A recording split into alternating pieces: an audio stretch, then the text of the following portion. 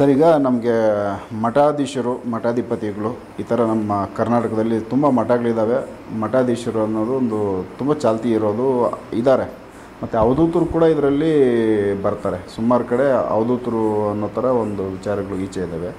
ಏನು ಸರ್ ಇವೆರಡರ ಮಧ್ಯದಲ್ಲಿ ಏನೆಲ್ಲ ಒಂದು ಬೆಳವಣಿಗೆಗಳು, ಈ ವಿಚಾರಗಳ ಬಗ್ಗೆ ತಿಳಿಸಿ. ಅದರೊಳಗೆ ಹೇಳಿದರೆ ಇನ್ನೂ ಬೇರೆ ಬೇರೆ ಪ್ರಕಾರ ಬರ್ತಾರೆ. ಹಾಂ, ಅವಧೂತರು ಅಂತ ಬರ್ತಾರೆ, ಯೋಗಿಗಳಂತ ಬರ್ತಾರೆ, ಹಾಂ, ಮಹಾತ್ಮರಂತ ಬರ್ತಾರೆ, ಹಾಂ, ಇನ್ನು ಸನ್ಯಾಸಿಗಳಂತ ಬರ್ತಾರೆ. ಹಾಂ, ಬೇರೆ ಬೇರೆ ಭಾಗದೊಳಗೆ ಬೇರೆ ಬೇರೆ ಒಂದು ಅರ್ಥ ಬರ್ತದೆ. ಅವಧೂತರು ಬೇರೆ, ಸನ್ಯಾಸಿ ಬೇರೆ. ಸನ್ಯಾಸಿ ಆದಂತ ಸನ್ಯಾಸತ್ವಕ್ಕೆ ಬಂದು ಸನ್ಯಾಸಕ್ಕೆ ಸಂಬಂಧಪಟ್ಟಂಥದ್ದನ್ನು ಸಾಧಿಸ್ತಿರ್ತಾನೆ. ಅಂದ್ರೆ ಅವನು ಸಿದ್ಧಪುರುಷ ಅಲ್ಲ. ಸಿದ್ಧಪುರುಷ ಆದ ನಂತರ ಅವನಿಗೆ ಸನ್ಯಾಸಿ ಇದ್ದವನು ಸಿದ್ಧಪುರುಷ ಆದ ನಂತರ ಮುಂದೆ ಅವನು ಸಿದ್ಧಪುರುಷ ಅಥವಾ ಯೋಗಿ ಅಂತಾರ. ಅವನು ಸಿದ್ಧಿ ಹೊಂದಿರಂಗಿಲ್ಲ, ಇನ್ನು ಸಾಧನಾವಸ್ಥೆ ಒಳಗಿರ್ತಾನೆ. ಆದ್ರೆ ಸನ್ಯಾಸ ಧರ್ಮ ತೊಗೊಂಡಿರ್ತಾನೆ, ಅವನಿಗೆ ಸನ್ಯಾಸಿ ಅಂತ ಹೇಳ್ತಾರೆ. ಇನ್ನು ಅವಧೂತರು ಅಂದ್ರೆ ಪೂರ ಎಲ್ಲ ಮೀರ್ಯಾವ ಅವರು, ಯೋಗಿಕ್ಕಿಂತ ಹೆಚ್ಚು. ಯೋಗಿ ಅಂದ್ರೆ ತನ್ನ ಒಂದು ಯೋಗ ಬಲದ ಮುಖಾಂತರ ಸಮಾಧಿಗೆ ಹೋಗಿರ್ತಾನೆ. ಸವಿಕಲ್ಪ ನಿರ್ವಿಕಲ್ಪ ಸಮಾಧಿಗಳು ಬರ್ತಿರ್ತಾವೆ, ದೊಡ್ಡ ಸಮಾಧಿವು. ಅಲ್ಲೇ ತುರ್ಯ ಮತ್ತು ತುರ್ಯಾತೀತ ಅಂತ ಬರ್ತಾವೆ. ಸೊ ಯೋಗಿಗೆ ತುರ್ಯಾವಸ್ಥೆ ಒಳಗೆ ಇರ್ತಾನೆ. ತುರ್ಯಾವಸ್ಥೆ ಒಳಗೆ ಓದಾಡ್ತಿರ್ತಾನೆ ಸಮಾಧಿಗೆ ಹೋದಾಗ. ಇವರು ಯೋಗಿಗಳು. ಇವ್ರಿಗೆ ತುರ್ಯಾವಸ್ಥೆಯಿಂದ ಕೆಳಗಿಳಿದಾಗ ಮತ್ತೆ ಪ್ರಜ್ಞೆ ಬರುತ್ತೆ ಅವ್ರಿಗೆ. ನಮ್ಮಂಗ ಪ್ರಜ್ಞೆ ಬರ್ತಾ ಎಲ್ಲ ಅರಿವಿಗೆ ಬರುತ್ತಾ, ಪ್ರಪಂಚದ್ದು ತಂದು ಎಲ್ಲ ಅರಿವಿಗೆ ಬರುತ್ತಾ. ತುರ್ಯಕ್ಕೆ ಹೋದಾಗ ಮಾತ್ರ ಅರಿವಾಗೋದಿಲ್ಲ, ಪ್ರಜ್ಞೆ ಹೋಗ್ತೈತೆ. ತುರ್ಯಾತೀತ ಅಂದ್ರೆ ಅದಕ್ಕಿಂತ ಮೇಲೆ, ಅದನ್ನ ಆಮೇಲೆ ಹೇಳ್ತೇನೆ. ಈಗ ಕೆಲವ್ರು ಏನು ಹೇಳ್ತಾರೆ ಅಂದ್ರೆ, ಅಹಂ ಬ್ರಹ್ಮಾಸ್ಮಿ, ನಾನೇ ದೇವರು, ನಾನೇ ಬ್ರಹ್ಮ ಅಂತ ಹೇಳ್ತಾರ. ಇದು ಎಲ್ಲಿಗೆ ಸಂಬಂಧಪಡುತ್ತ ಅಂದ್ರೆ, ಅಲ್ಲಿ ಶಂಕರಾಚಾರ್ಯರು ಒಂದು ಮಾತಾಡ್ಯಾರ. ಏನಂತ? ನ ಪಾಪಂ ನ ಪುಣ್ಯಂ ನ ದುಃಖಂ ನ ಸುಖಂ ನ ಪಾಪಂ ನ ಪುಣ್ಯಂ. ಇವನು ಹೇಳ್ಯಾರಿಲ್ಲ ಅವ್ರು. ನ ದುಃಖಂ ನ ಸುಖಂ ಅಂದ್ರೆ ಅವನು ದುಃಖದ ಅನುಭವ, ಸುಖದ ಅನುಭವ. ಈಗ ಏನಪ್ಪ ಅಂದ್ರೆ, ಇಲ್ಲೇ ನಾವು ಕುಂತೀವಿ, ಸೆಕೆ ಆಗಕತ್ತೈತಿ. ಇದು ಸೆಕೆ ಆಗಕತ್ತಿದ್ದ ಅನುಭವ ನಮಗೆ ಆಗಕತ್ತೈತಲ್ಲ. ಹೌದು. ಸುಖದ ಅನುಭವ ನಮಗೆ ಆಗಬಾರ್ದು, ದುಃಖದ ಅನುಭವನೂ ನಮಗೆ ಆಗಬಾರ್ದು. ಅವನಿಗೆ ಪಾಪದ್ದು ಏನು ಪ್ರಜ್ಞೆ ಇರಬಾರ್ದು, ಪುಣ್ಯದ್ದು ಪ್ರಜ್ಞೆ ಇರಬಾರ್ದು. ಅಂದ್ರೆ ಅದರ ಅನುಭವ ಆಗಬಾರ್ದು. ಪಾಪದ ಅನುಭವ ಅಂದ್ರೆ ಏನು? ಕರ್ಮ ಹೆಚ್ಚಾದಾಗ ತೊಂದರೆ ಹೆಚ್ಚಾಕವು, ಅದರ ಅನುಭವನ ಆಗಬಾರ್ದು. ಪುಣ್ಯ ಹೆಚ್ಚಾದಾಗ ಸುಖ ಹೆಚ್ಚಾಗತ್ತ, ಅದರ ಅನುಭವನ ಆಗಬಾರ್ದು. ಅಂದ್ರೆ ಎಲ್ಲ ಕಡೆನೂ ಒಂದೇ ಇರಬೇಕು. ಹಂಗೆ ಅದು ಯಾವಾಗ ನಾನೇ ಬ್ರಹ್ಮನಿದ್ದೇನೆ ಅಂತ ಅನ್ನೋದು ಯಾವಾಗ ಅಂದ್ರೆ, ನ ದುಃಖಂ ನ ಸುಖಂ ಅಂದ್ರೆ ನಮ್ಮ ಶರೀರದೊಳಗೆ ಏನೈತಲ್ಲ, ದುಃಖದ ಅನುಭವ ನಮಗೆ ಆಗಕತ್ತೈತೆ ಅಂದ್ರೆ ಇವ ದೇವರಲ್ಲ. ಸುಖದ ಅನುಭವ ಆಗಕತ್ತೈತೆ ಅಂದ್ರೆ ಅವ ದೇವರಲ್ಲ, ಅವನು ಜೀವನ. ಜೀವ ಆಗ್ಯಾನ, ಇನ್ನು ಶಿವ ಆಗಿಲ್ಲ. ಯಾವಾಗ ದುಃಖ ಸುಖ ಇದರ ಅನುಭವ ಆಗಂಗಿಲ್ಲ, ಅದನ್ನು ಮೀರಿ ಯಾವಾಗ ಹೋಗ್ತಾನ ಅವಾಗ ಶಿವ ಹಾಕ್ತಾನ. ಅದು ಯಾವಾಗ ಮೀರ್ತಾನ? ತನ್ನ ಒಂದು ಸಾಧನೆ ಒಳಗೆ ಅವನು ತನ್ನ ಒಂದು ಕುಂಡಲಿನಿಯನ್ನು ಸಹಸ್ರಾರಕ್ಕೆ ಏರಿಸಿದಾಗ, ಸಮಾಧಿಗೆ ಹೋದಾಗ ಶರೀರದ ಪ್ರಜ್ಞೆ ಹೋಗಿರುತ್ತ. ಆ ಟೈಮ್ನಾಗ ಅವು ದುಃಖದ ಅನುಭವನ ಆಗಂಗಿಲ್ಲ, ಸುಖದ ಅನುಭವನ ಆಗಂಗಿಲ್ಲ. ಮಗ್ಲು ಒಂದು ಮನುಷ್ಯ ಬಂದು ಬಡಿಗೆ ತೊಗೊಂಡು ಹೊಡೆದ್ರನ್ನ ಅವಾಗ ಏನು ಪ್ರಜ್ಞೆ ಇರಂಗಿಲ್ಲ ಸಮಾಧಿಗಿದ್ದಾಗ. ಹೌದು. ಸಮಾಧಿಯಿಂದ ಇಳಿದ ಮ್ಯಾಗ ಅದೆಲ್ಲ ಅನುಭವ ಆಗತ್ತ. ಹಂಗೆ ಸಮಾಧಿಗೆ ಹೋದಾಗ ಮಾತ್ರ ಅವನು ಶಿವ. ಅವಾಗ ನಾನು ಅಹಂ ಬ್ರಹ್ಮಾಸ್ಮಿ ಅಂತ ಅನ್ಬೋದು. ಅವಾಗ ಇವನು ಅಹಂ ಬ್ರಹ್ಮಾಸ್ಮಿ, ಅವಾಗ ಇವನು ದೇವರು. ಸಮಾಧಿ ಒಳಗೆ ಹೋದಾಗ ಪ್ರತಿಯೊಂದು ತತ್ವದೊಳಗೆ ಲಯ ಹಾಕುವಂತ ಹೋಗತ್ತೆ. ಪೃಥ್ವಿ ಜಲದೊಳಗೆ, ಜಲ ಅಗ್ನಿ ಒಳಗೆ, ಅಗ್ನಿ ವಾಯುವಿನೊಳಗೆ, ವಾಯು ಆಕಾಶದೊಳಗೆ ಲಯ ಆಗಿ ಅಲ್ಲಿಗೆ ಹೋಗುತ್ತಾ ಮಹಾಕಾಶ. ಅಲ್ಲಿ ಹೋದಾಗ ಏನಪ್ಪ ಅಂದ್ರೆ ಘಟಾಕಾಶ ದಾಟಿ ಮಠಾಕಾಶದೊಳಗೆ ಲಯ ಆಕತ್ತದ. ಘಟಾಕಾಶ ಅಂದ್ರೆ ಇದು, ಮಠಾಕಾಶ ಅಂದ್ರೆ ಇದು, ಲಯ ಆಗತ್ತ. ಅಲ್ಲಿ ಲಯ ಆದಾಗ ಅವನಿಗೆ ದುಃಖ ಸುಖ ಪಾಪ ಪುಣ್ಯ ಪ್ರಜ್ಞೆ ಹೋಗಿರುತ್ತ. ಆವಾಗ ಅವನು ದೇವರು. ಅದು ಮತ್ತೆ ಕೆಳಗೆ ಇಳಿದಾಗ ಎಲ್ಲ ಪ್ರಜ್ಞೆ ಬಂದಾಗ ಮತ್ತೆ ಅವನು ಜೀವನ, ದೇವರಲ್ಲ. ಆ ಅವಸ್ಥೆಗೆ ಹೋದಾಗ ಅವ ದೇವರು. ಅದನ್ನು ಬಿಟ್ಟಾಗ ಏನು ಜೀವಾತ್ಮಕ್ಕೆ ಸಂಬಂಧಪಡ್ತಾನೆ. ಇದನ್ನೇನಪ್ಪ ಅಂದ್ರೆ ಗೊತ್ತಿಲ್ಲ, ಕೆಲವರು ಇಂಥವೆಲ್ಲ ಪುಸ್ತಕ ಓದಿ ನಾನು ಬ್ರಹ್ಮನಿದ್ದೇನೆ ಅನ್ಕೊಂತ ಯಾವಾಗ ಬೇಕಾದ್ರೆ ಅವ್ನು ಅನ್ಕೊಂತ ತಿರುಗಾಡಿ ನಡೆಯಂಗಿಲ್ಲ. ಒಂದು ಮುಳ್ಳು ನಡಿತಪ್ಪ ಅಂದ್ರೆ ಇಲ್ಲಿ ಬ್ಯಾನೆ ಆಗತ್ತ. ಮತ್ತು ಮುಳ್ಳು ನಟ್ಟದ ಬ್ಯಾನೆ ಆಗೈತೆ ಅಂದ್ರೆ ಇವು ಹೆಂಗೆ ದೇವರು ಉಳಿದ ಜೀವಿಗಳಿಗೆ ಹೆಂಗೆ ಬಾಧೆ ಆಗತ್ತ ಹಂಗೆ ಇವು ಆಗಕತ್ತೈತೆ ಅಂದ್ಮ್ಯಾಗ ಬಹುಬಾಧೆ ಇವು ಐತಿ ಅಂದಾಗ ಆತಲ್ಲ. ಬಹುಬಾಧೆಗಳನ್ನು ಎದುರಿಸೋನು ಎಂದಾದರೂ ಏನಪ್ಪ ಅಂದ್ರೆ ಶಿವ ಹಾಕನ ಅವನ ಜೀವನ. ಅದು ಅವನು ಸಮಾಧಿಗೆ ಹೋದಾಗ ಅವನು ಶಿವ, ಸಮಾಧಿಯಿಂದ ಕೆಳಗೆ ಇಳದ ಅಂದ್ರೆ ಜೀವನ. ಅಹಂ ಬ್ರಹ್ಮಾಸ್ಮಿ ಅನ್ನೋದು ಅಲ್ಲಿಗೆ ಹೋದಾಗ, ಇಲ್ಲಿ ಎಲ್ಲ ಇದ್ದಂಗೆ ಅಲ್ಲದು. ಈಗ ಎಲ್ಲ ಪ್ರಾಣಿ ಪಕ್ಷಿ ಒಳಗೂ ಸಹಿತ ಪರಮಾತ್ಮದನ ಅಂದ್ರೆ ಇದರ ಅರ್ಥ ನನ್ನೊಳಗೂ ಪರಮಾತ್ಮದನ, ನಾನು ಅದ್ರೊಳಗೆ ಅದೀನಿ, ಅದ್ರೊಳಗೆ ನಾ ಅದೀನಿ, ನನ್ನೊಳಗೆ ಅದ ಐತಿ ಅಂತ ಹೇಳ್ತಿರ್ತಾರೆ. ಈಗ ಒಂದು ನಾಯಿ ಗಟರದಾಗ ಬಿದ್ದು ಉಳ್ಳಾಡಿರುತ್ತ, ಅದ ಬಂದು ಇಲ್ಲಿ ಮ್ಯಾಕ್ ಕುಂತಾರ ಓಡಿಸ್ತಾರ ಇಟ್ಕೊಂಡು ಕುಂದಿರ್ತಾರ, ಓಡಿಸ್ತಾರೆ. ಯಾಕೆ ಓಡಿಸ್ತಾರೆ? ಅದ್ರೊಳಗೂ ಪರಮಾತ್ಮ ಅದನಲ್ಲ. ಹೌದು, ಅದರಲ್ಲಿ ಗಲೀಜು ಮಾಡ್ಕೊಂಬ ಮತ್ತೆ ಇಟ್ಕೋಬೇಕಾಗಿತ್ತಲ್ಲ ಅಂತ್ಯಾಕ? ಅದು ಭೇದ ಇದ್ದದಕ್ಕನ ಅದನ್ನ ಓಡಿಸಿದ್ನಲ್ಲ. ಹೌದು, ಅವನು ಯಾವಾಗ ಶಿವ ಹಾಕನ ಅವಾಗ ಎಲ್ಲರೊಳಗೂ ಏಕೋಭಾವ ಆಗತ್ತ. ಗಟಾರ ನೀರು ನಾಳದ ನೀರು ಒಂದ ಅಂತಾನ, ಅದನ್ನ ಕೊಟ್ಟರು ಕುಡಿತಾನ, ಇದನ್ನ ಕೊಟ್ಟರು ಕುಡಿತಾನ, ಎಲ್ಲ ಏಕಾಗತ್ತ. ಏಕಾದಾಗ ಶಿವ, ಎರಡಾದಾಗ ಭೇದ ಬುದ್ಧಿ ಬಂದಾಗ ಶಿವ ಬೇರೆ ಜೀವ ಬೇರೆ. ಹೆಂಗಾಯ್ತ? ಇದನ್ನ ಯೋಗಿ ಸಾಧಿಸಿರ್ತಾನ. ಅವ ಅದನ್ನು ಸಾಧಿಸ್ತೇವನು ಶಿವ ಅಂದ್ರೆ ಆ ಸಮಾಧಿಗೆ ಹೋದಾಗ, ಸಮಾಧಿಯಿಂದ ಹೇಳ್ದ ಅಂದ್ರೆ ಶಿವನ ಸ್ವರೂಪ ಅಂದ್ರೆ ಶಿವನಲ್ಲಿರೋ ಶಕ್ತಿ ಅವನಲ್ಲಿ ಅದಾವು. ಪ್ರತ್ಯಕ್ಷ ಸಗುಣ ಶಿವನ ಅವ. ಈ ಒಂದು ಅರ್ಥ ಬರ್ತಾ ಇಲ್ಲಿ. ಅಂಥ ಒಬ್ಬ ಯೋಗ ಮಾಡಿದಂಥ ಯೋಗಿನ ಜನಸಾಮಾನ್ಯರು ದರ್ಶನ ಮಾಡಿದ್ರ ಅವನು 7 ಜನ್ಮದ ಪಾಪ ನಾಶ ಆಕ್ಕವು ಬರೀ ಅವನ ದರ್ಶನ ಮಾತ್ರದಿಂದ. ಯಾವ ದೇವಸ್ಥಾನಕ್ಕೆ ಹೋದ್ರೂ ಆಗೋದಿಲ್ಲ, ಮತ್ತು ಇನ್ನೊಂದು ಜಾಗಕ್ಕೆ ಹೋದ್ರೂ ಆಗಲ್ಲ. ದೊಡ್ಡ ದೊಡ್ಡ ಕ್ಷೇತ್ರಗಳಿಗೆ ಹೋದ್ರೆ ಪಾಪ ನಾಶ ಆಗತ್ತಾ. ಕೆಲವೊಂದು ವಿಶೇಷ ಕ್ಷೇತ್ರಗಳದಾವು, ಜ್ಯೋತಿರ್ಲಿಂಗ ಇರ್ಬೋದು, ಮತ್ತೊಂದು ಇನ್ನೊಂದು ದೊಡ್ಡ ದೊಡ್ಡ ಕ್ಷೇತ್ರ ಅದಾವು. ಅಲ್ಲಿ ಹೋದಾಗ ಪಾಪ ನಾಶ ಆಕತ್ತೆ. ಆದ್ರೆ ಅಷ್ಟು ದೂರ ಹೋಗೋದು ಎಲ್ಲರಿಗೆ ಆಗೋದಿಲ್ಲಲ್ಲ. ಅದಕ್ಕೆ ಇಂಥ ಒಂದು ಸಾಧನೆ ಮಾಡಿದಂಥ ಯೋಗಿಯನ್ನ ಬರೇ ಅವನ ದರ್ಶನ ಮಾಡೋದ್ರಿಂದ ಅವನು 7 ಜನ್ಮದ ಪಾಪ ನಾಶ ಆಕ್ಕವು. ಆದ್ರೆ ಅವ್ರ ದರ್ಶನ ಸಿಗೋದು ದುರ್ಲಭ, ಕಣ್ಣಿಗೆ ಕಾಣಂಗಿಲ್ಲ ಅವರು. ಅಂದ್ರೆ ಜನಸಂಪರ್ಕಕ್ಕೆ ಇರಂಗಿಲ್ಲ. ಈಗಾಗಲೇ ನಿಮಗೆ ಹೇಳಿದ್ನಲ್ಲ, ಅವರೆಲ್ಲ ಜಂಗಲ್ನೊಳಗೆ ಅದಾರಂತ. ಮತ್ತು ಆ ಟೈಪ್ ಇದ್ದವ್ರು ನೀವು ಹೋಗಿ ಏನು ದರ್ಶನ ಮಾಡ್ತಾರ?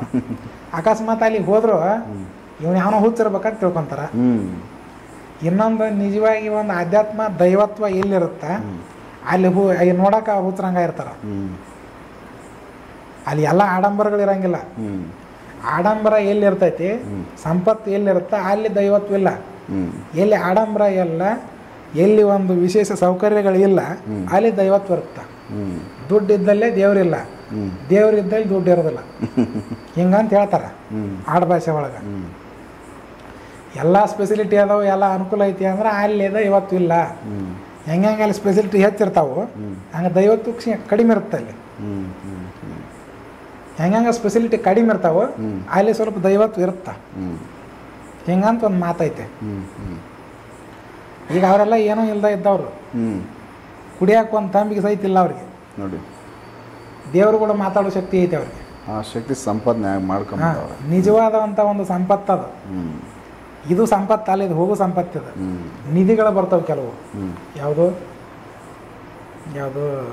ದುಡ್ಡಿನ ನಿಧಿ, ಬೆಳ್ಳಿ ನಿಧಿ, ಬಂಗಾರ ನಿಧಿ, ಇವೆಲ್ಲ ನಿಧಿ. ಇವು ಈ ನಿಧಿ ಇದ್ದಾವೆ ಶ್ರೀಮಂತ. ಆದ್ರೆ ವಿದ್ಯಾನಿಧಿ ಅಂತ ಬರುತ್ತೆ ಇದರ ಮೇಲೆ. ವಿದ್ಯಾನಿಧಿ ಇದ್ದವನು ಅವನು ಶ್ರೀಮಂತ. ವಿದ್ಯಾನಿಧಿ ಮುಖಾಂತರ ಎಲ್ಲ ನಿಧಿಗಳನ್ನು ಖರೀದಿ ಮಾಡೋ ಶಕ್ತಿ ಇರ್ತಾವೆ. ಆದ್ರೆ ಈ ವಿದ್ಯಾನಿಧಿ ಮ್ಯಾಗ ಇನ್ನೂ ಒಂದು ನಿಧಿ ಐತಿ, ಅದ ತಪೋನಿಧಿ. ತಪಸ್ಸು ಮಾಡಿದವನಲ್ಲಿ ಅದು ಜಮಾ ಆಕೈತಿ, ಅದಕ್ಕೆ ತಪೋನಿಧಿ ಅಂತ ಹೇಳ್ತಾರೆ. ತಪೋನಿಧಿ ಮೇಲೆ ಮುಂದೆ ಯಾವ ನಿಧಿನೂ ಇಲ್ಲ. ತಪೋನಿಧಿ ಯಾವನ ಹತ್ರ ಇರುತ್ತ ಅವನ ಅಧೀನ ಈ ಉಳಿದ ಎಲ್ಲ ನಿಧಿಗಳು. ಮತ್ತು ಅವನ ಅಧೀನ ಈ ಉಳಿದ ಎಲ್ಲ ನಿಧಿಗಳು ಇದ್ದಂಥ ವ್ಯಕ್ತಿಗಳು ಸಹಿತ ಇವನ ಅಧೀನ. ಅವರೆಲ್ಲ ತಪೋನಿಧಿ ಸಂಗ್ರಹ ಮಾಡಿ ಇಟ್ಕೊಂಡು ಕುಂತವ್ರು. ತಪೋನಿಧಿ ಎಲ್ಲರ ಹತ್ರ ಸಿಗಂಗಿಲ್ಲ. ಇದ ದುಡ್ಡಿನ ನಿಧಿ ಸಿಗುತ್ತಾ ಹುಡುಕ್ಯಾಡಿದ್ರೆ? ಕನಿಷ್ಠ ನಿಧಿ ಅವೆಲ್ಲ. ಯೋಗಿ ಹತ್ರ ಯೋಗ ನಿಧಿ ಇರುತ್ತ, ತಪೋನಿಧಿನೂ ಇರುತ್ತ. ಅದು ಯೋಗಿ ಹತ್ರ ಮಾತ್ರ ಸಿಗ್ತೈತೆ ಹುಡುಕ್ಯಾಡಿದ್ರೆ. ಅವರು ಅಷ್ಟು ಸರಳ ಕೊಡಂಗಿಲ್ಲ. ಹಿಂಗ ನಾ ಎಲ್ಲ ಹೇಳಕತ್ತಿದ್ದೆ ಎಲ್ಲಿಗೆ ಹೋಗ್ತಾವ. ನೀವು ಮಠಾಧೀಶರು ಆಮೇಲೆ ಅವಧೂತರದ್ದು ಇವುಗಳದ್ದು ಹೇಳ್ತಿದ್ರಿ. ಮಠಾಧೀಶರು ಅಂತಂದ್ರೆ ಘಟಾಕಾಶವನ್ನು ದಾಟಿ ಮಠಾಕಾಶವನ್ನು ಗೆದ್ದವನು ಮಠಾಧಿಪತಿ ಆಗ್ತಾನೆ. ಮತ್ತು ಘಟನ ಗೆದ್ದಿಲ್ಲ ಮಠನ ಗೆದ್ದಿಲ್ಲ ಅಂದ್ರೆ ಸುಮ್ಮನೆ ಹಂಗ ಬಂದು ಮಠಕ್ಕೆ ಕುಂತ ಅಂದ್ರೆ ಇವ್ ಮುಂದೆ ತಿರಕ್ಕಿವನಿ ಒಳಗೆ ಜನ್ಮ ಐತೆ. ಅದು ಪ್ರಾಣಿ ಪಕ್ಷಿ ಜನ್ಮದಾಗ ಯೋನಿಗೆ ಹೋಗ್ತಾರೆ ಇವರು. ಹೆಂಗೆ ಅಂದ್ರೆ ನೋಡ್ರಿ, ಮಠಕ್ಕೆ ಬರುವಂಥ ಪ್ರತಿಯೊಂದು ವಸ್ತು ಇನ್ನೊಬ್ಬರ ಕರ್ಮದಿಂದ ಬಂದದ್ದು. ನಾವು ತಿನ್ನುವಂಥ ಅನ್ನ, ಉಪಯೋಗ ಮಾಡುವಂಥ ಒಂದು ವಸ್ತುಗಳು, ಹಾಕ್ಕೊಳ್ಳೋ ಬಟ್ಟೆ, ಪ್ರತಿಯೊಂದು ಸಾಮಾನು ಇನ್ನೊಬ್ರು ಕೊಟ್ಟದ್ದು. ಅದು ಇನ್ನೊಬ್ರು ಕೊಟ್ಟದ್ದು ಇಲ್ಲಿರೋವೆಲ್ಲ ಇನ್ನೊಬ್ರು ಕೊಟ್ಟದ್ದಂತ ಅವರು ಒಂದಿಷ್ಟು ಕರ್ಮ ಇದ್ರ ಕೂಡ ಬಂದಿರುತ್ತೆ. ಏನೇನೋ ಅಂದಂದು ಕೊಟ್ಟಿರ್ತಾರೆ ಅವರು. ನನಗೆ ಆ ಜಡ್ಡು ಐತಿ, ಆರಾಮಾಗಲಿ, ನಂದು ಈ ಸಮಸ್ಯೆ ಐತಿ, ಇದು ನಿವಾರಣೆ ಆಗಲಿ, ಇನ್ನು ಕೆಲವು ಯಾವ್ಯಾವ ದೋಷ ಇರ್ತಾವೆ, ಆ ದೋಷ ಕಳ್ಕೊಳ್ಳೋವೆಲ್ಲ ತಂತಂದು ಇಲ್ಲೇ ಹಾಕಿರ್ತಾರ ಇಲ್ಲ. ಹೌದು, ಅದು ಎಲ್ಲ ಕರ್ಮ ಇಲ್ಲಿ ಜಮಾ ಆಗಿರ್ತೈತಿ. ಇಲ್ಲಿ ಜಮಾ ಆಗಿರುತ್ತಂದ್ರೆ ಇವರು ಆ ಕರ್ಮವನ್ನು ತೊಗೊಂಡು ಜೀರ್ಣ ಮಾಡಿಕೊಳ್ಳೋ ಶಕ್ತಿ ಇತ್ತಂದ್ರೆ ಇವ್ರು ಒಳ್ಳೇದು. ಅದನ್ನು ಜೀರ್ಣ ಮಾಡಿಕೊಳ್ಳೋ ಶಕ್ತಿ ಇರಲಿಲ್ಲ ಅಂದ್ರೆ ಅದು ಅಜೀರ್ಣ ಆಗತ್ತ. ಅಜೀರ್ಣ ಆತಾರ ಇಲ್ಲಿ ವ್ಯಾಧಿ ಹುಡ್ತಾವೆ. ಅದು ಯಾವ ವ್ಯಾಧಿ? ಈ ಭವಬಾಧೆಗಳನ್ನು ಅನುಭವಿಸುವಂಥ ವ್ಯಾಧಿ ಹುಡ್ತಾವೆ. ಅಂದ್ರೆ ಭವರೋಗ ಚಾಲುವಾಗತ್ತೆ, ಮುಂದೆ ಜನ್ಮಾವಸ್ಥೆಗಳು ಬರ್ತವೆ ಅಂತ ಅರ್ಥ. ಇಲ್ಲಿ ಇದಕ್ಕೊಂದು ಉದಾಹರಣೆ ಕೊಟ್ಟು ಹೇಳ್ತೀನಿ. ಮಠಾಧಿಪತಿಗೆ ಇದ್ದವ್ರಿಗೆ ಏನು ಗತಿ ಬರ್ತೈತಿ ಅಂತ. ಮಠಾಧಿಪತಿ ಕೆಲಸ ಏನು ಅಂದ್ರೆ ಧರ್ಮ ಮತ್ತು ಅದರ ಪ್ರಚಾರ, ಜ್ಞಾನ, ತಾನು ಅನುಭವಿಸಿರುವಂಥ ಅನುಭವಗಳನ್ನು, ತಾನು ಕಂಡುಕೊಂಡಿರುವಂಥ ಜ್ಞಾನಗಳನ್ನ ಜನರಿಗೆ ತಿಳಿಸುವಂಥ ಕೆಲಸ ಇದು. ಧರ್ಮದಂಡ ಬೇರೆ, ರಾಜದಂಡ ಬೇರೆ. ಎಲ್ಲ ಮಠಾಧಿಪತಿಗಳ ಹತ್ರ ಧರ್ಮದಂಡ ಇರುತ್ತೆ ಕೈಯಾಗ. ಧರ್ಮವನ್ನು ಯಾವ ರೀತಿ ನಡೆಸ್ಬೇಕು, ಧರ್ಮವನ್ನು ಯಾವ ರೀತಿ ಬೋಧಿಸ್ಬೇಕು ಅನ್ನೋ ಜ್ಞಾನ ಮೊದಲು ಇವ್ರಿಗೆ ಇರಬೇಕು. ಇದು ಕಲಿಯುಗ. ಇಲ್ಲಿ ಏನೈತಿ, ಧರ್ಮ ಮತ್ತು ಧರ್ಮಕ್ಕೆ ಸಂಬಂಧಪಟ್ಟಂಥ ಜ್ಞಾನ ಇದ್ದವ್ರು ಭಾಳ ಕಡಿಮೆ. ಹೌದು. ಹೆಚ್ಚಾಗಿ ಆತಾಗ ಹೋದ್ರೆ ಎಲ್ಲ ಆಷಾಢಭೂತಿಗಳು, ಅಜ್ಞಾನಿಗಳು, ಇಂಥವ್ರು ಮಠಾಧಿಪತಿಯಾಗಿ ದೊಡ್ಡದು ಕ್ಯಾವೆ ಹಾಕೊಂಡು ಕುಂತ್ಬಿಟ್ಟಿರ್ತಾರೆ. ಮತ್ತು ಹಿಂಗಿದ್ದ ಪ್ರಸಂಗದಾಗ ಅವ್ರ ಜನರಿಗೆ ಏನು ಬೋಧನೆ ಕೊಡ್ತಾರೆ? ತಾವು ಅಜ್ಞಾನದಾಗ ಇರ್ತಾರೆ, ಇವ್ರನ್ನ ಏನೋಟು ಅಜ್ಞಾನದಾಗ ಹಾಕ್ತಾರೆ. ಮತ್ತು ಜನರಿಗೂ ಸಹಿತ ಅವ್ರ ಮೇಲಿರುವಂಥ ಒಂದು ವಿಶೇಷ ಒಂದು ನಂಬಿಕೆ ಹೊರಟೋಗುತ್ತಾ. ಇಲ್ಲೇ ಮಠಾಧಿಪತಿ ಆದಂಥವ್ರು ಏನಿರ್ತಾರಲ್ಲ ಅವರು ಹೆಂಗಿರ್ಬೇಕು ಅಂದ್ರೆ, ಈಗ ನಮ್ಮಲ್ಲಿ ಕೆಲವ್ರು ಹೋದ್ರು, ಯಾವ ಒಂದು ರಾಜಕೀಯದ್ದು ಸಹಿತ ಲಿಂಕ್ ಇಟ್ಕೊಳ್ಳಾರ್ದಂಗೆ ಜನರಿಗೆ ಬಂದವ್ರಿಗೆ ಒಂದು ಧರ್ಮೋಪದೇಶ ಮಾಡಿಕೊಂಡು, ತಮ್ಮ ಆಧ್ಯಾತ್ಮಿಕವಾಗಿ ಸಾಧನೆ ಮಾಡಿಕೊಂಡು ಇವ್ರ ಮನೆ ಬಿಟ್ಟು ಬಂದಿರೋದು ಅದಕ್ಕೆ ಭಗವಂತನ ನೋಡ್ಬೇಕು, ಭಗವಂತನ ಕಾಣಬೇಕು. ಹೌದು. ನಾವು ಆಧ್ಯಾತ್ಮದೊಳಗೆ ಏನಪ್ಪ ಅಂದ್ರೆ ಸಾಧನೆ ಮಾಡಿ ಮೋಕ್ಷ ತಗೋಬೇಕು ಅಂತ ಬಂದಿರ್ತಾರೆ. ಏನು ಮನೆ ಬಿಟ್ಬಿಟ್ಟು ಬಂದಿರೋ ಶಾಲೆ ಕಾಲೇಜು ಕಟ್ಟಕ್ಕಂತೂ ಬಂದಿಲ್ಲಲ್ಲ. ಹೌದು. ಶಾಲೆ ಕಾಲೇಜು ಕಟ್ಟಕ್ಕೆ ಇವ್ರೇನು ಕ್ಯಾವೆ ಹಾಕ್ಯಾರ? ಇಲ್ಲ. ಮತ್ತು ಅದನ್ನು ಮಾಡಾಗಿದ್ರೆ ಇಲ್ಲಿ ಯಾಕೆ ಬರ್ಬೇಕು? ಈ ಕೆಲವರು ಏನಪ್ಪ ಅಂದ್ರೆ ಅದನ್ನು ಬಂದು ಕಾಲೇಜು, ಶಾಲೆ, ಅದು ಇದು ಮತ್ತೊಂದು ಇನ್ನೊಂದು ಮಾಡ್ಕೊಂತ ಅದು ಒಂದು ನಮ್ಮ ದೊಡ್ಡ ಸಂಸಾರದಾಗ ಬಿದ್ದಿರ್ತಾರೆ. ಅಂದ್ರೆ ಇದನ್ನು ಅಲ್ಲೇ ಇದು ಮಾಡಿದ್ರೆ ನಡೀತಿತ್ತು. ಎಲ್ಲ ಬಿಟ್ಟು ಬಂದು ಇದು ದೊಡ್ಡ ಸಂಸಾರಕ್ಕೆ ಬಿದ್ದಂಗೆ. ಇಲ್ಲೇ ಮಠಾಧಿಪತಿ ಆದಂಥವ್ರಿಗೆ ಏನಾಕೈತಿ ಅನ್ನೋದು ಒಂದು ಕತೆ ಬರುತ್ತೆ, ರಾಮಾಯಣದಾಗ ಬರ್ತದೆ. ತ್ರೇತಾಯುಗಟ್ಟನೊಳಗೆ ರಾಮ ರಾಜಭಾರ ಮಾಡ್ತಿದ್ದ. ಅವಾಗ ನಡೆದಂಥ ಒಂದು ಘಟನೆ ಇದು. ಒಂದು ಸಲ ಒಬ್ಬ ಬ್ರಹ್ಮಚಾರಿ ಹೊರಗಡೆ ಭಿಕ್ಷೆ ತೊಗೊಳಕ್ಕೆ ಹೊಂಟಿದ್ದ. ರಸ್ತೆ ಒಳಗೆ ಒಂದು ನಾಯಿ ನಿಂತಿತ್ತು. ಇವ ಏನು ಮಾಡಿದ, ಅದನ್ನು ಹೊಡೆದ, ಹೋಗಲಿಲ್ಲ. ಮತ್ತು ಬಾಯಿ ಮಾಡಿದ, ಹೋಗಲಿಲ್ಲ. ಕೈಯಾಗ ಕೋಲತ್ತು ತೊಗೊಂಡು ಹೊಡೆದ, ಅದು ಓಡೋತು, ತಲೆ ಹೊಡಿತು, ರಕ್ತನೂ ಬಂತು. ಆವಾಗ ಅದು ನಾಯಿ, ಆಗಿನ ಟೈಮ್ನೊಳಗೆಲ್ಲ ಪ್ರಾಣಿ ಮಾತಾಡ್ತಿದ್ವಲ್ಲ, ಅದು ಸೀದಾ ರಾಮನ ದರ್ಬಾರಕ್ಕೆ ಹೋಗಿ ದರ್ಬಾರದೊಳಗೆ ನಿಂತು ಹೇಳ್ತು, ನಾನು ರಸ್ತೆ ಒಳಗೆ ನಿಂತಿದ್ದೆ, ಬ್ರಹ್ಮಚಾರಿ ಅಂದ್ರೆ ಸನ್ಯಾಸ ಆಗುವಂಥವನು. ಬ್ರಹ್ಮಚಾರಿ ಅಂತ ಯಾರಿಗೆ ಅಂತಾರಂದ್ರೆ, ಸನ್ಯಾಸ ತಗೊಳ್ಳುವಂಥವನಿಗೆ ಬ್ರಹ್ಮಚಾರಿ ಅಂತಾರೆ. ಅಂದ್ರೆ ಮುಂದೆ ಸನ್ಯಾಸ ಆಗುವಂಥವನು ಅವನು, ಭಾವಿ ಸನ್ಯಾಸಿ ಅಂತ. ಅವನು ನಾನು ತಲೆ ಹೊಡೆದ, ರಕ್ತ ಬಂದೈತಿ, ನನಗೆ ಹಿಂಗೆ ಮಾಡಿಬಿಟ್ಟ. ಎದಕ್ಕೆ ಮಾಡಿದೆ ಅದನ್ನು ಅವನ್ನ ಕೇಳ್ರಿ ಅಂತ ಹೇಳ್ತಾರೆ. ಆಮ್ಯಾಗ ರಾಮ ಆರ್ಡ್ರ್ ಕೊಟ್ಟ, ಕೆಲವು ಸಿಪಾಯಿಗಳು ಹೋಗಿ ಅವನು ಹಿಡ್ಕೊಂಬಂದ್ರು. ಹಿಂಗಪ್ಪ ಮತ್ತು ನಾಯಿ ತಲೆ ಯಾಕೆ ಹೊಡೆದಿ? ಇಲ್ಲ, ಬೆಳಗ್ಗೆ ನಾ ಭಿಕ್ಷಕ್ಕೆ ಹೋಗುವಂಥದ್ದು ಇತ್ತು, ಇದು ನಾಯಿ ರಸ್ತದ ನಿಂತುಬಿಟ್ಟತ್ತೆ. ನಾನು ಬಾಯಿ ಮಾಡಿದ್ರು ಹೋಗ್ಲಿಲ್ಲ, ನಾನು ರಸ್ತೆ ಕಾಟಿ ನಿಂತಿತ್ತು, ಬಾಯಿ ಮಾಡಿದ್ರು ಹೋಗಲಿಲ್ಲ. ನನಗೆ ರಸ್ತೆ ಬಿಡೋ ಸಲುವಾಗಿ ಒಂದು ಬಡಿಗೆ ತೊಗೊಂಡು ಹೊಡೆದೆ, ಅದು ಏಟು ತಪ್ಪಿ ತಲೆಗೆ ಬಿತ್ತು, ತಲೆ ಹೊಡಿತು. ಹಿಂಗಾಗೈತೆ ಅದು ಅಂತ. ಅವಾಗ ನಾಯಿ ಇದಕ್ಕೆ ಶಿಕ್ಷೆ ಕೊಡ್ಬೇಕು ಇವಾಗ ಅಂತ ಕೇಳ್ತು. ಏನು ಶಿಕ್ಷೆ ಕೊಡ್ಬೇಕು? ಅದನ್ನು ನಾವೇನು ಹೇಳೋದು ಬೇಡ, ನೀನೇ ಹೇಳೋ ಅಂದ್ರೆ ಅವರು ನಾಯಿಗೆ. ಆಗಲಿ, ನಾನು ಹೇಳ್ತೇನೆ ಅಂದಾಗ, ಇವಾಗ ಶಿಕ್ಷೆ ಏನು ಕೊಡ್ಬೇಕು ಅಂತಂದ್ರೆ, ನಾನೇನು ಹೇಳ್ತೀನಿ ಅವ್ನು ಕೊಡ್ಬೇಕು. ನೀವು ಹಿಂದಾಗಡ ಹಂಗ್ಯಾಕ ಹಿಂಗ್ಯಾಕ ಅಂತ ಏನೂ ಕೇಳುವಂಗಿಲ್ಲ.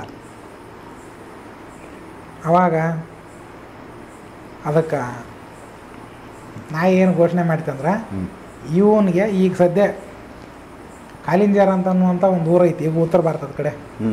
ಆ ಕಾಲಿಂಜಾರ ಮಠ ಖಾಲಿ ಐತಿ. ಆ ಕಾಲಿಂಜಾರ ಮಠದ ಮಠಾಧಿಪತಿ ಮಾಡಿಬಿಟ್ರಿ ಅವ್ನು ಈಗಿಂದೀಗ. ಆಗಲಿ ನೀ ಹೇಳಿದಂಗೆ ನಾವು ಮಠಾಧಿಪತಿ ಮಾಡ್ತೀವಿ ಅಂತ ದೊಡ್ಡದೊಂದು ಆನೆ ತರಿಸಿದ್ರು. ಅದ್ರ ಮ್ಯಾಗ ಅಂಬಾರಿ ಇಟ್ಟು ಅದ್ರಾಗ ಇವನು ಕುಂದರ್ಸಿ ಮಠಾಧಿಪತಿ ಅಂತ ಮೆರವಣಿಗೆ ಮಾಡ್ಕೊಂಡು ಆ ಮಠಕ್ಕೆ ಹೋಗಿ ನೇಮಕ ಮಾಡಿಬಿಟ್ರು. ಮಠಾಧಿಪತಿ ಆಗಿಬಿಟ್ಟ. ಹೋದ್ಮೇಲೆ ಇನ್ನು ರಾಮ ಅವನ ದರ್ಬಾರ್ದೊಳಗಿರುವಂಥ ಎಲ್ಲರೂ ನಾಯಿನ ಕೇಳಿದರು. ಅವ ನೀನು ತಲೆ ಹೊಡೆದದ್ದು ಬಡದು, ನೀನು ಅವಾಗೇನಪ್ಪ ಅಂದ್ರೆ ಶಿಕ್ಷೆ ಕೊಡ್ತೀನಿ ಅಂತ ಹೇಳಿದೆ. ಈಗೇನಿದೆ ಶಿಕ್ಷೆ ಕೊಟ್ಟೆ ನಾವು ವರ ಕೊಟ್ಟೆ ಅಂತ ಕೇಳಿದ್ರು ಅವರು. ಇಲ್ಲ, ಅವಾಗ ನಾನು ವರದ ರೂಪದೊಳಗಿರುವಂಥ ದೊಡ್ಡ ಶಿಕ್ಷೆನ ಕೊಟ್ಟಿನಿ. ಅದೇ ಹಂಗ ಅಂದ್ರೆ ಅವರು ಅದು ನೋಡೋಕೆ ಸುಖ ಅನಿಸೈತಿ, ವರ ಕೊಟ್ಟಂಗೆ ನಿಮಗೆ ಅನಿಸೈತಿ, ದೊಡ್ಡ ಶಿಕ್ಷೆ ಅದು ಘನಘೋರ ಶಿಕ್ಷೆ. ಅದೇ ಹಂಗ ಅಂದಾಗ ಬಿಡಿಸಿ ಹೇಳಿತು. ನಾನು ಹಿಂದಿನ ಜನ್ಮದಾಗ ಅದ ಕಾಲಿಂಜರ ಮಠಕ್ಕನ ಮಠಾಧಿಪತಿ ಇದ್ದೆ. ನಾನು ಹೆಂಗಿದ್ದೆ ಅಂದ್ರೆ ಕೈ ಬಾಯಿ ಕಚ್ಚಿ ಅಲ್ಲಿ ಸುದ್ದಿರುವಂಥ ವ್ಯಕ್ತಿ, ಭಾಳ ಸಂಭಾವಿತ, ಭಾಳ ಶಾಂತ ಉಣದವ. ಹಿಂಗಿದ್ದು ಮಠದೊಳಗೆ ಏನಪ್ಪ ಅಂದ್ರೆ ಕೆಲವೊಂದು ಪ್ರಸಂಗದೊಳಗೆ ನಂದು ಊರು ತುಂಬ ಮೆರವಣಿಗೆ ಎಕ್ಕಿತ್ತು. ಆ ಮೆರವಣಿಗೆ ತೊಗೊಳಕ್ಕೆ, ಆ ಮರ್ಯಾದೆ ತೊಗೊಳಕ್ಕೆ ನಾನು ಯೋಗ್ಯ ಅಲ್ಲ ಅಂತ ನನ್ನ ಮನಸ್ಸು ಹೇಳ್ತಿತ್ತು. ಆದರೂ ನಾನು ಆ ಮೆರವಣಿಗೆ ಒಳಗೆ ನಾನು ಮೆರವಣಿಗೆ ಆದಾಗ ನಾನು ಖುಷಿ ಪಡ್ತಿದ್ದೆ. ಜನರ ಆಟ ಪಾಲಿಕೆ ಹೊತ್ಕೊಂಡು ತಿರುಗಾಡೋ ಮುಂದೆ, ಮೆರವಣಿಗೆ ಆಗೋ ಮುಂದೆ ಖುಷಿ ಪಡ್ತಿದ್ದೆ. ಮತ್ತು ಇನ್ನು ಕೆಲವರು ಬಂದು ಏನಪ್ಪ ಅಂದ್ರೆ ಪಾದ ಮುಟ್ಟಿ ನಮಸ್ಕಾರ ಮಾಡ್ತಿದ್ರು. ಅವ್ರ ಕರ್ಮೊಟ್ಟು ಇಲ್ಲಿ ಬರುತ್ತು. ಇನ್ನು ಇದು ಅಲ್ದ ನಾನಾ ನಮೂನೆ ದಾನ ಬಂದಿರುತ್ತಿಲ್ಲ. ಯಾವುದು ಈಗ ಯಾವ್ಯಾವುದೋ ಉದ್ಯೋಗ ಮಾಡಿರ್ತಾರ, ಇನ್ಕಮ್ ಟ್ಯಾಕ್ಸ್ನ ಹಿಡಿತಾರ ಅಂತೇಳಿ ಗೌರ್ಮೆಂಟ್ನಾರ ಹಿಡಿತಾರ ಅಂತೇಳಿ ಅದ್ರ ರೊಕ್ಕ ತಂತಂದು ಇಲ್ಲಿ ಮಠಕ್ಕೆ ಹಾಕ್ತಿರ್ತಾರೆ. 2 ನಂಬರ್ ದುಡ್ಡು, ಇನ್ನು ಪಾಪಿಗಳ ದುಡ್ಡು, ಮತ್ತು ಇನ್ನೂ ಏನೇನೋ ನಾನಾ ನಮೂನೆ ಕರ್ಮದ ದುಡ್ಡು ಇಲ್ಲಿ ಜಮಾ ಆಗತ್ತೆ. ಹೌದು, ಅಂಥವು ದುಡ್ಡು ಮತ್ತು ಮೋಸ ಮಾಡಿರ್ತಾರೆ ಕೆಲವರು ವ್ಯವಹಾರದಾಗ. ಅದನ್ನು ಅಲ್ಲಿ ಕೊಡ್ಲಾರ್ದಂಥ ಪರಿಸ್ಥಿತಿ ಇದ್ದಾಗ ಅದನ್ನ ಮಠಕ್ಕೆ ತಂದು ಹೋಗಿದಂತ ಇಲ್ಲೇ ಹೋಗ್ಬೇಕು. ಅಂಥ ದುಡ್ಡು ನಾನಾ ನಮೂನೆ ಕರ್ಮದ್ದು ಜಮಾ ಆಗಿರ್ತೈತೆ. ಇದನ್ನೆಲ್ಲ ತೊಗೊಂಡು ನಾನು ಅದನ್ನು ಬಳಕೆ ಮಾಡಿದೆ. ಅದನ್ನು ಜೀರ್ಣ ಮಾಡಿಕೊಳ್ಳುವಂಥ ಶಕ್ತಿ ಏನಪ್ಪ ಅಂದ್ರೆ ನನ್ನಲ್ಲಿ ಇಲ್ಲ ಅನ್ನೋದು ನನಗೆ ಗೊತ್ತಿತ್ತು. ಅದನ್ನು ಇವರು ಬಿಲ್ಡಿಂಗಾರ ಕಟ್ಟಲಿ, ತಮಗೆ ಬೇಕಾದಂಥ ಐಷಾರಾಮಿ ವಸ್ತುಗಳನ್ನ ಏನೋ ತೊಗೊಳ್ಳಿ, ಬಳಕೆ ಮಾಡಿಕೊಂಡಂಗೆ ಅಲ್ಲ ಅದು. ಹೌದು, ಅದೇ ಒಂದು ದುಡ್ಡಿಂದ ಇದನ್ನು ತೊಗೊಂಡನ, ಮತ್ತು ಬಳಕೆ ಆ ದುಡ್ಡು ಬಳಕೆ ಮಾಡ್ಕೊಂಡಂಗೆ ಅಲ್ಲ. ಹೌದು, ಇದನ್ನು ನಾನು ಈ ಟೈಪ್ ಮಾಡ್ಕೊತ ಇದ್ದಾಗ ನಾನು ಎಲ್ಲ ರೀತಿಯಿಂದ ಸಚ್ಚಾರಿತ್ರವಂತ ಆದಂಥ ವ್ಯಕ್ತಿನ ಇದ್ದೆ. ಇಷ್ಟೆಲ್ಲ ಇದ್ದೂ ಸಹಿತ ನನಗೇನಾಯ್ತಂದ್ರೆ ಪುನರ್ಜನ್ಮದೊಳಗೆ ನಾಯಿ ಜನ್ಮ ಸಿಕ್ತು ಅಂತ ಅದು ನಾಯಿ ಕತೆ ಹೇಳಿತಂತ. ಹಂಗಂದ್ರೆ ಇವನು ಪುಣ್ಯದ ಪ್ರಭಾವ ಕಡಿಮೆ ಆದಾಗ ಜನರು ಕೊಟ್ಟಂಥ ಪಾಪದ್ದು ಒಂದು ದುಡ್ಡು ಇರಲಿ, ಪಾಪದ್ದು ಒಂದು ಕಾಣಿಕೆ ಇರಲಿ, ಇನ್ನೇನೇನೋ ಕೊಟ್ಟಿರ್ತಾರೆ ಅವ್ರು. ನಾನಾ ರೀತಿ ಕರ್ಮನ ಅದು. ಪಾಪ ಅಂತ ಒಂದಲ್ಲ, ಇನ್ನೂ ಏನೇನೋ ಇರ್ತಾವೆ. ಈಗ ಯಾರೊಬ್ರು ಸತ್ತಿರ್ತಾರೆ, ಇಷ್ಟು ದಾನ ಕೊಡ್ಬೇಕು ಮಠಕ್ಕೆ ಅಂತ ಹೇಳಿರ್ತಾರೆ, ಇಷ್ಟು ದುಡ್ಡು ದಾನ ಮಾಡ್ಬೇಕು, ಇಲ್ಲ ಇಂಥ ವಸ್ತು ದಾನ ಮಾಡ್ಬೇಕು ಅಂತ ಹೇಳಿರ್ತಾರೆ. ಅವ್ರ ಕರ್ಮ ಕಳ್ಕೊಳಕ್ಕೆ ಅದನ್ನ ತಂದು ಇಲ್ಲಿ ಕೊಟ್ಟಿರ್ತಾರೆ. ಅದು ಇಲ್ಲಿ ಬಂದು ಬಿದ್ದಿರುತ್ತೆ. ಆ ಕರ್ಮ ಇಲ್ಲಿ ಎತ್ಕೊಂಡಂಗೆ ಇಲ್ಲಿ ಇರ್ತಾವ ಯಾವಂತ ಅವ್ನು ಹಿಡ್ಕೊಳತ್ತಾವ. ಹಿಂಗೆ ಬಂದಿರ್ತಾವೆ ಕರ್ಮ. ಇಲ್ಲೆಲ್ಲ ಮಠ ಎಲ್ಲೆಲ್ಲಿ ಮಠ ಅದಾವ ಎಲ್ಲ ಕಡೆ ಹಿಂಗೆ ಬಂದಿರುತ್ತೆ. ಒಳ್ಳೇದಂತೂ ಬಂದಿರೋದಲ್ಲ, ಒಳ್ಳೇದು ಬಂದಿದ್ರು ಕಡಿಮೆ. ಹಾಂ, ಇದನ್ನೆಲ್ಲ ಉಪಬಳಕೆ ಮಾಡಿದ ಮ್ಯಾಗ ಇವರು ಅದನ್ನು ನಿಭಾಯಿಸುವಷ್ಟು ಶಕ್ತಿ, ಅದನ್ನು ಕರ್ಮ ಜೀರ್ಣ ಮಾಡಿಕೊಳ್ಳುವಷ್ಟು ಶಕ್ತಿ ಇವರಲ್ಲಿ ಇದ್ರ ಆ ಕರ್ಮ ಜೀರ್ಣ ಆಗಿ ಸುಟ್ಟು ಭಸ್ಮಾಗಿ ಅವರು ಉದ್ಧಾರ ಆಕ್ಕಾರ, ಇವನು ಉದ್ಧಾರ ಆಕ್ಕಾನ. ಅದನ್ನು ಜೀರ್ಣ ಮಾಡ್ಕೊಳ್ಳೋ ಶಕ್ತಿ ಇರಲಿಲ್ಲ ಅಂದ್ರೆ ಇವನು ಮುಂದೆ ಅದು ಅಜೀರ್ಣ ಆಗಿ ಮುಂದೆ ತಿರಕ್ಕಿವನಿ ಒಳಗೆ ಜನ್ಮ ತಗೊಂತಾನ. ಅದಕ್ಕೆ ಮಠಾಧಿಪತಿ ಆಗೋದು ಅಷ್ಟು ಸಣ್ಣ ಮಾತಲ್ಲ, ಮಠಾಧಿಪತಿ ಆಗೋದು ಅಷ್ಟು ಸಣ್ಣ ಕೆಲಸನೂ ಅಲ್ಲ. ಅದನ್ನು ಆಗ್ಬೇಕಂದ್ರೆ ಅದನ್ನ ನಿಭಾಯಿಸೋ ತಾಕತ್ತಿದ್ರೆ ಆಗ್ಬೇಕು. ಇಲ್ಲ ಅಂದ್ರೆ ಇಲ್ಲಿ ಬಂದು ಅಧೋಗತಿಗೆ ಹೋಗುವಂಗಿದ್ರೆ ಬರ್ಬೇಕು. ನಾಯಿ ಮುಂದೆ ಏನು ಹೇಳಿತು ಅಂದ್ರೆ, ನಾನು ಈ ಟೈಪ್ ಇದ್ದೆ, ಭಾಳ ಶಾಂತ ಸ್ವಭಾವದ ವ್ಯಕ್ತಿ ಇದ್ದೆ. ಇಷ್ಟೆಲ್ಲ ಇದ್ರೆ ನನಗೆ ಈ ಗತಿ ಬಂತು, ಇಂಥ ಗತಿ. ಇನ್ನು ಇವನು ಮಹಾಕೋಪಿಷ್ಟ. ಕೋಪ ಒಂದೈತೆ ಅಂದ್ರೆ ಕೋಪದ ಮೂಲ ಪಾಪ ಇನ್ನೂ ಏನೇನದಾವ ಎಲ್ಲ ಇರ್ತಾವೆ. ಅದು ಒಂದಿದ್ರೆ ಅದ್ರ ಹಿಂದೇನು ಅದಾವು, ಇನ್ನೂ ಏನೇನು ದುರ್ಗುಣ ಓಸು ಇರ್ತಾವ ಅಲ್ಲಿ. ಮತ್ತು ಇಂಥ ವ್ಯಕ್ತಿ ನನಗೇನೋ ಹೆಚ್ಚು ಪಾಪ ಮಾಡ್ತಾನಿವ. ಅಂದ್ರೆ ಈ ನಾಯಿಗಿಂತ ಇನ್ನೂ ಕಡಿಮೆ ಇರೋ ನಾಯಿ ಏನಾಗೈತಲ್ಲ, ಈ ಒಂದು ಆತ್ಮ ಇತ್ತು, ಈ ಆತ್ಮದಕ್ಕಿಂತ ಇನ್ನೂ ಹೆಚ್ಚು ಪಾಪ ಮಾಡ್ತಾನ. ಇದು ಶಾಂತ ಸ್ವಭಾವದ ವ್ಯಕ್ತಿ ಇದ್ದ, ನಾಯಾಗಿ ಹುಟ್ಟಿದಂಥ ವ್ಯಕ್ತಿ. ಆ ಆತ್ಮ ಅದೇ ನಾಯಾಗಿ ಹುಟ್ಟಿದೆ, ಆತ್ಮನ ನಾಯಾಗಿ ಹುಟ್ಟೈತಿ. ಇವನು ಮಹಾ ಕೋಪಿಷ್ಟ. ಮತ್ತೆ ಇವನು ಅವನಕ್ಕಿಂತ ಹೆಚ್ಚು ಪಾಪ ಮಾಡ್ತಾನೆ. ಮಾಡ್ತಾನೆ. ಮತ್ತೆ ಅದ್ರ ಕೂಡ ಇನ್ನೂ ದುರ್ಗುಣಗಳು ಹೆಚ್ಚಿದ್ವು ಅಂದ್ರಂತ ಅದನ್ನ ಕೇಳೋದ ಬೇಡ. ಸಿಟ್ಟು ಅಲ್ದ ಇನ್ನೂ ಅದ್ರ ನಂತರ ಬೇರೆ ಗುಣಗಳು ಬರ್ತಾವೆ. ಅವು ಇದ್ವು ಅಂದ್ರಂತೂ ಅವನ ಕತೆ ಕೇಳೋದ ಬೇಡ ಅಷ್ಟೇ. ಮತ್ತು ಇವ್ರಿಗೆ ಅಂತ್ಯಂತ ದುರ್ಗತಿ ಇರಬೇಕು. ಇವನು ಈಗ ಸದ್ಯ ಏನು ಮಠಾಧಿಪತಿ ಆಗಿ ಹೋಗ್ಯಾನ, ಇವನು ಒಬ್ಬನ ಅಲ್ದ, ಇವನು 21 ತಲೆಮಾರು, ಇವನು ಶರೀರ ಹುಟ್ಟಕ್ಕೆ ಕಾರಣ ಆದಂಥವು ಏನು ಅದಾರ ಅವ್ರಲಿಂದ 7 ತಲೆಮಾರು ತಂದೆವು, 7 ತಲೆಮಾರು ತಾಯಿವು, ಏನು 7 ತಲೆಮಾರು ಇವನು 21 ತಲೆಮಾರನ್ನ ಎಲ್ಲ ಸೇರಿಸಿ ಇವ ನರ್ಕಕ್ಕೆ ಹಾಕ್ತಾನ. ತಾನು ನರ್ಕಕ್ಕೆ ಹೋಗ್ತಾನ. ಆ ನರ್ಕಕ್ಕೆ ಹೋಗೋ ಮುಂದೆ ಅವ್ರನ್ನ ತೊಗೊಂಡ ಹೋಗ್ತಾನವ. ನೋಡಿ ಎಷ್ಟು ಡ್ಯಾಮೇಜ್ ಇತ್ತು. ಯಾಕಂದ್ರೆ ಇಂಥ ಒಬ್ಬ ಪಾಪಿ ಹುಟ್ಟಿಸಿದ ಕಾರಣಕ್ಕೆ ಈ ಪಾಪಿ ಹುಟ್ಟಕ್ಕೆ ಕಾರಣ ಯಾರು? ನೀವದಲ್ಲ ಇಬ್ರು, ನೀವು ಇಬ್ಬರು ನರ್ಕಕ್ಕೆ ಹೋಗ್ಬೇಕು. ಮತ್ತು ನೀವು ಹುಟ್ಟಕ್ಕೆ ಕಾರಣ ಯಾರು? ಇಂಥವ್ರು. ಹಂಗೆ 7 ತಲೆ ಥರ ಹೋಗುತ್ತವ. ಅವ್ರು 7 ತಲೆಯನ್ನು ಹಿಡ್ಕೊಂಡು ನರ್ಕಕ್ಕೆ ಹಾಕ್ತಾನೆ. ಮತ್ತು ಅಂತ ಅಯೋಗ್ಯ ಇರುವಂಥ ವ್ಯಕ್ತಿ ಮಠಾಧಿಪತಿ ಇದ್ದ ಅಂದ್ರೆ ಅವನು ತಲೆಲಿಂದ ಹಿಂದೆ 7 ತಲೆ, ಅವನ ಗುರು ಪರಂಪರೆಗಳು 7 ತಲೆ, ಆ 7 ತಲೆಲಿಂದ ಹಿಡ್ಕೊಂಡು ಹೊಸರು ನರ್ಕಕ್ಕೆ ಹೋಗ್ತಾರ. ಇಲ್ಲಿ ಬಂದ ಮ್ಯಾಗ ಅವ ಹೆಸರು ಕೆಡಿಸಿದ್ನಿಲ್ಲ ಈಗ. ಮತ್ತು ಹೆಸರು ಕೆಡಿಸೋದ ಅಂತಂದ್ರೆ ಅವನು ಮಠಾಧಿಪತಿ ಮಾಡಿದವನೇ, ಅವನು ಮಾಡಿದವನೇ. ಅವನು ರಾಜನಿಗೂ ಬಂತಲ್ಲ ಈಗ. ಅಲ್ಲಿಂದ ಲೆಕ್ಕ ಹಾಕೊಂಡು ಹೋದ್ರೆ ಆ 7 ತಲೆಲಿಂದ ಒಟ್ಟರು ನರ್ಕಕ್ಕೆ ಹೋಗ್ಬೇಕು. ಇದು ರಾಜರಿಗೂ ಬಂತು, ಮತ್ತು ಇನ್ನುಳಿದವ್ರಿಗೂ ಬಂತು. ಒಂದು ಜವಾಬ್ದಾರಿ ಇರೋ ಸ್ಥಾನಕ್ಕೆ ಹೋಗ್ಯಾರ ಅಂದ್ರೆ ಇಷ್ಟೆಲ್ಲ ಇರ್ತದ. ಅದನ್ನ ನಿಭಾಯಿಸುವ ಶಕ್ತಿ ಇದ್ರೆ ಅಲ್ಲಿ ಹೋಗ್ಬೇಕು, ಇಲ್ಲ ಅಂದ್ರೆ ಆಗೋದಿಲ್ಲ ಅಂತೇಳಿ ಸುಮ್ಮನೆ ಅನ್ನೋದು ವಿಚಾರಕ್ಕೆ ಎಷ್ಟು ಡೀಪ್ ಆಗಿ ನೀವು ವಿಚಾರ ಹೇಳ್ತಾ ಇದ್ದೀವಿ. ಇಲ್ಲಿವರೆಗೂ ಐತಿ ತುಂಬಾ. ಅಂದರೆ ಮಿರರ್ ಇದ್ದಂಗೆ ಇರ್ಬೇಕು, ಕನ್ನಡಕ ಇದ್ದಂಗೆ ಕಂಪ್ಲೀಟ್ ಎಲ್ಲ ವಿಚಾರನೂ ಗೊತ್ತಾಗೋ ಥರನೇ ಇಟ್ಕೋಬೇಕು. ಮತ್ತು ಎಲ್ಲ ವಿಚಾರದಲ್ಲೂ ಧರ್ಮ ಇರಬೇಕು. ಅವ್ರೇನು ಮಾಡೋದು ಎಲ್ಲ ಗೊತ್ತಿರ್ಬೇಕ್ರಿ. ಇದು ಗೊತ್ತಿದ್ರೆ ಅದನ್ನ ನಿಭಾಯಿಸೋಕೆ ಬರುತ್ತೆ, ಇಲ್ಲ ನಿಭಾಯಿಸೋಕ್ಕಾಗಲ್ಲ. ಸುಮ್ಮನೆ ಹಂಗೆ ಬಂದರು, ಅಲ್ಲೊಬ್ರು ಇಲ್ಲೊಬ್ರು ಹಂಗಾಗಿ ಬಂದರು, ಅಲ್ಲಿ ಎಲ್ಲೆಲ್ಲೇ ಒಂದೊಂದು ಮಾಡ್ಕೊಂಡು ಕುಂತ್ರು ಅಂದ್ರೆ ಲಾಸ್ಟ್ಗೆ ಈ ಟೈಪ್ ದುರ್ಗತಿಗೆ ಬರ್ತಾವೆ. ಈಗ ನೆಕ್ಸ್ಟ್ ಅವಧೂತರ ಬಗ್ಗೆ ತಿಳಿಸ್ಕೊಡಿ. ಇನ್ನೂ ಮುಗಿದಿಲ್ಲ ಇದು ಮಠಾಧೀಶದ ಇನ್ನೂ ಮುಗಿದಿಲ್ಲ. ಹೌದಾ? ಮಾತಾಡಿ. ಹಿಂಗೆಲ್ಲ ಇದ್ದ ಮೇಲೆ ಅದನ್ನ ಏನು ಮಾಡ್ತೀವ, ಇವನು ಇನ್ನೂ ಘೋರ ದುರ್ಗತಿಗೆ ಹೋಗ್ತಾನ. ತಾನು ಹೋಗೋದಿಲ್ಲ, ತನ್ನ ಪೀಳಿಗೆಗಳನ್ನೆಲ್ಲ ತೊಗೊಂಡು ಹೋಗ್ತಾನ. ಅದಕ್ಕೆ ನಾನೇನು ಮಾಡಿದೆ ಅಂದ್ರೆ ಅವನಿಗೆ ವರದ ರೂಪದೊಳಗಿರುವಂಥ ಒಂದು ಶಾಪನ ಕೊಟ್ಟಿನಿ ಅಂತ ಹೇಳ್ತದ. ಎಲ್ಲರೂ ಏನಂದ್ರು ಬಾಯಿ ಮೇಲೆ ಬಳ್ಳಿಟ್ಕೊಂಡ್ರು ಇದ್ರ ಕತೆ ಕೇಳಿ. ಮುಂದೆ ಅದ ನಾಯಿ ಏನು ಮಾಡ್ತು, ಈ ಒಂದು ಪ್ರಾಣಿ ಜನ್ಮದೊಳಗೆ ನನಗೆ ಧರ್ಮಾಚರಣೆ ಮಾಡೋಕೆ ಆಗೋದಿಲ್ಲ, ಪ್ರಾಣಿ ಜನ್ಮದೊಳಗೆ ನನಗೆ ಧರ್ಮಾಚರಣೆ ಮಾಡೋಕ್ಕಾಗೋಲ್ಲ. ನಾಯಿ ಜಪ ಮಾಡೋಕ್ಕಾಗತ್ತಾ? ಕುಂತ ಆಗಲ್ಲ. ಅಥವಾ ಏನು ಧ್ಯಾನ ಮಾಡೋಕ್ಕಾಗತ್ತಾ? ಇವನ್ನೆಲ್ಲ ಮಾಡೋಕ್ಕಾಗೋದಿಲ್ಲ. ಈ ಒಂದು ತಿರಕ್ಯೋನಿಯಿಂದ ನಾನು ಬಿಡುಗಡೆ ತೊಗೋಬೇಕು ಅಂತೇಳಿ ಅದು ಅಯೋಧ್ಯೆ ಒಳಗೆ ರಾಮನ ದರ್ಬಾರ್ದಾಗ ಇತ್ತಲ್ಲ, ಅಯೋಧ್ಯೆಯಿಂದ ಕಾಶಿಗೆ ಬಂತು ನಡ್ಕೊಂತ. ಅಲ್ಲಿಂದ ಅಲ್ಲಿಗೆ ಎಷ್ಟೋ ದೂರ ಆಗತ್ತೆ, ಎಷ್ಟೋ ಕಿಲೋಮೀಟ್ರ್ ಆಗತ್ತೆ, ನನಗೂ ನೆನಪಿಲ್ಲ. ನಡ್ಕೊಂತ ಎಷ್ಟೋ ದಿನ ಆಗಿ 1 ತಿಂಗಳು 2 ತಿಂಗಳಿಗೆ ಬಂದಿರ್ಬೋದು. ಬಂದು ಕಾಶಿ ಒಳಗೆ ಊಟ ನೀರು ಬಿಟ್ಟು, ಅನ್ನ ನೀರು ಬಿಟ್ಟು ಅಲ್ಲೇ ಸತ್ತು ಹೋತು. ಕಾಶಿ ಒಳಗೆ ಸತ್ರ ಮೋಕ್ಷ ಆಗತ್ತಾ ಅಂತೇಳಿ ಒಂದು ಪುರಾಣ ಪ್ರತೀತಿ ಐತೆ. ಯಾವುದೋ ಜೀವಿ ಸತ್ರ ಅದು ಅಲ್ಲಿಗೆ ಬಂದು ಸತ್ತ ನಂತರ ಕಾಶಿ ಒಳಗೆ ಸತ್ತಂತ ಪುಣ್ಯದ ಬಲದಿಂದ ಪುನರ್ಜನ್ಮದೊಳಗೆ ಅದಕ್ಕೆ ಮತ್ತೆ ಹೆಚ್ಚಿನ ಮಟ್ಟದ ಜನ್ಮ ಸಿಗುತ್ತೆ ಅಂತ ಒಂದು ಧರ್ಮಜ್ಞಾನ ಅದಕ್ಕಿತ್ತು. ಹಿಂಗೆ ಮಠಾಧಿಪತಿ ಆಗ್ಬೇಕಾದ್ರೆ ಇಂತಿಂಥ ಒಂದು ಅರ್ಹತೆಗಳು ಇದ್ರೆ ಆಗಬೇಕು. ಅದು ಏನೂ ಇಲ್ಲದ ಆದ್ರು ಅಂತಂದ್ರೆ ಇವನು ಗುರು ಪರಂಪರೆಯಿಂದ ಹಿಡ್ಕೊಂಡು ಇವನು ಪಿಂಡ ಹುಟ್ಟಕ್ಕೆ ಕಾರಣ ಆದವ್ರು ಎಷ್ಟು ಪೀಳಿಗೆ ಇರ್ತೈತಿ. ಅವನ ತಂದೆ ತಾಯಿಯಿಂದ 7 ತಲೆ ಫೋಟೋ ನರ್ಕಕ್ಕೆ ಹೋಗ್ಬೇಕಾಗತ್ತ. ಆ ಯೋಗ್ಯತೆ ಇದ್ರೆ ಬರಬೇಕು, ಇಲ್ಲ ಅಂದ್ರೆ ಸುಮ್ಮನೆ ಮನೆಯಾಗ ಇರ್ಬೇಕಲ್ಲಿ ಅಷ್ಟೇ. ಆ ಸ್ಥಾನಕ್ಕೂ ಕಳಂಕ ಇರಲ್ಲ. ಹುಲಿ ಗದ್ದಿ ಅದು, ಹುಲಿ ಗದ್ದಿ ಮೇಲೆ ಹುಲಿನ ಕುಂದ್ರಬೇಕು ಬಂದ್ರೆ. ಹುಲಿ ಗದ್ದಿ ಮೇಲೆ ನರಿ ಬಂದು ಕುಂದ್ರೆ ಲಾಸ್ಟ್ ಬಂದ ಬಡಿಸ್ಕೊಂಡು ಸಾಯ್ತದೆ. ಇಲ್ಲಿ ಯಾರು ಬಿಡಿಯಂಗಿಲ್ಲ. ಅಲ್ಲಿ ಮೇಲೆ ಯಮದೂತರು ಅದಾರ, ಅವ್ರು ಹಿಡಿದು ಬಿಡೋದು ಎಲ್ಲಿ ಹಾಕಬೇಕು ಅಲ್ಲಿ ಹಾಕ್ತಾರೆ. ಈ ಥರ ವಿಚಾರ. ಸೊ ಮಠಾಧೀಶರು ಇದನ್ನು ತಿಳ್ಕೊಳೋದ್ರಿಂದ ಯಾರು ನೆಕ್ಸ್ಟ್ ಮಠಾಧೀಶರಾಗೋರು ಇರ್ತಾರೆ ಅವರಿಗೆ ತುಂಬ ಒಂದು ಜ್ಞಾನ ಇದರಲ್ಲಿ ಪ್ರಸಾರ ನಮ್ಮ ಚಾನಲ್ ಮುಖಾಂತರ ತುಂಬ ವಿಚಾರ ಇದರಲ್ಲಿ ನೀವು ತಿಳಿಸಿದ್ದೀರಾ.